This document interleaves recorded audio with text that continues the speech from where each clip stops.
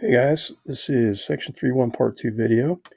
If you watch part 1, this chart we filled in, and I went back, I've got the raised to a power spot blank for this reason. If you do want to use the symbol, so if we're doing a multiply problem, we multiply the coefficients. If we do a divide problem, we're dividing the coefficients. If you're raising to a power, I'll sometimes put this. We're going to take something, whatever it is, and we're going to raise it to some exponent. That's supposed to be a question mark, not a 7. So it kind of depends on what the exponent is. If it's a 2, you would say squared. If it's a 3, you would say cube it. If it was a 4, you would say raised to the 4th power, etc., etc. So there's no one symbol for that, but that's what I do right sometime for time to time. So check that chart out real quick before we try to do some problems that involve more than one step. So here's where we left off in part 1 video. Well, we're still, when we have to do more than one math operation, going to follow this guy, the PEMDAS thing. So we still want to check inside the parentheses and see if there's anything possible to do. Well, I can't take the 7 times the D times the F. Same thing for the same set of parentheses, second set of parentheses. And same thing on number 2. But that moves on to E, and that means these little exponents on the outside have to be taken care of next.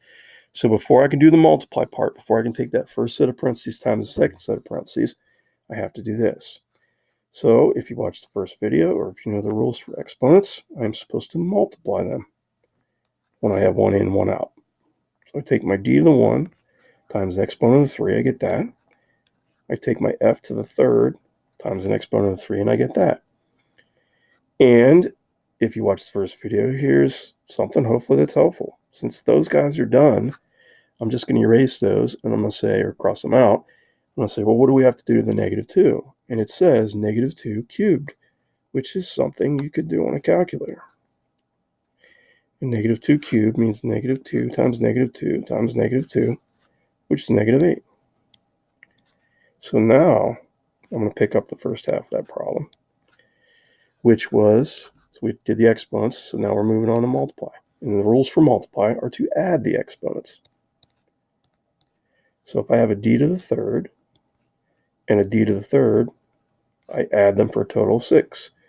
If I have an f to the 1 and an f to the 9, I add them for a total of 10. And multiply is multiply. So the coefficients, the 7 and the -8, since it's a multiplication problem, I would literally just multiply. I get -56, and that guy's done. So for number 2, again, where's the E in PEMDAS compared to the D for divide? So I still have to always take care of these little exponents on the outside first. So I got to worry about that 4. So the G to the 2nd, if I times the exponents, I get 8. The J, which is understood to be J to the 1st, if I times the exponents, I get 4. I'm going to do this one more time. Since these guys are done, what's left says 3 to the 4th power.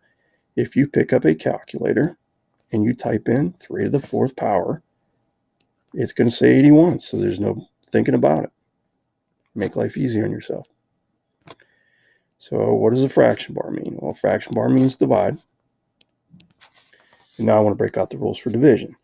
And again, if it's a division problem, then I'm going to always do whatever that operation is with the coefficients. So I got an 81 and a 9, and I got to divide them. So if you watched the last video, we want to, so that guy would understood to be 9 over 1. We want to subtract the exponents, but we want to write the answer where the bigger exponent was. So if I do the G's, 8 minus 6 is 2, and the bigger exponent was on the top.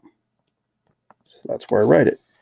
If I do the J's, 4 minus 1 is 3, but the bigger exponent was on the top, so that's where I write it. And since there's nothing on the bottom, would I even need the fraction bar? And the answer is no. So imagine that, guys, without the fraction bar. I'm not going to bother trying to get the eraser because it's hard to work on this thing.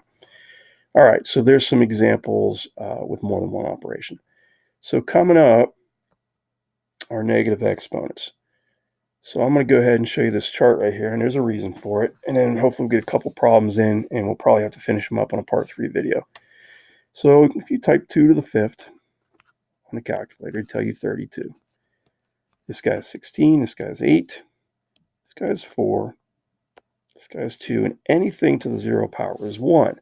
So the point of what I'm showing you is the pattern. Can you figure a pattern out? What happened from there to there? What happened from there to there? Etc. Well, we keep taking half. So if we keep taking half, what do you think the next answer is going to be?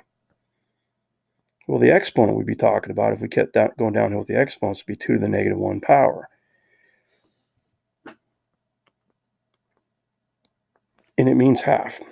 And more importantly, this guy right here is to tell you, well, where did that exponent end up at? It ended up on the bottom, but notice it's positive. So here's the original problem here for 2 to the negative second, but here's what it turns into. So what happened to the negative exponent and where did it go? So we made a fraction out of it. So this guy was understood to be over 1 to start with, but we moved him down to the bottom, and the exponent became positive. Now, in math, you wouldn't quit there. We would say, hey, what's 2 squared? And we would make it 4. But the important part with negative exponents is, and we'll just go ahead and show you this next page, and in the box, this is my own kind of little creation here. It's called move it or leave it. So if the exponent is raised to a negative, then you move it. If it's not raised to a negative, then you leave it. So let's give it a try. So this first example here is already done. I'll let you look at that if you want later. I'm going to move down to some example problems, and let's go to it. Now, there are other ways to do this. If you pick up a math book, this is not the way they're going to teach it to you. But I've been doing this for 30 years, so trust me on this. Best way to go. So I'm going to look at the top of that fraction, and I'm going to say that guy's understood to be a b to the first power, but it's b to the positive first power. So I'm going to leave him where he was. But the a right there on top is raised to the negative first power. I'm going to move him to the bottom. Everything on the bottom is raised to a negative exponent, so I'm going to move them. I'm moving the a to the fourth to the top. I'm moving the b to the fifth to the top. But here comes the really important part, which to me makes this problem easier.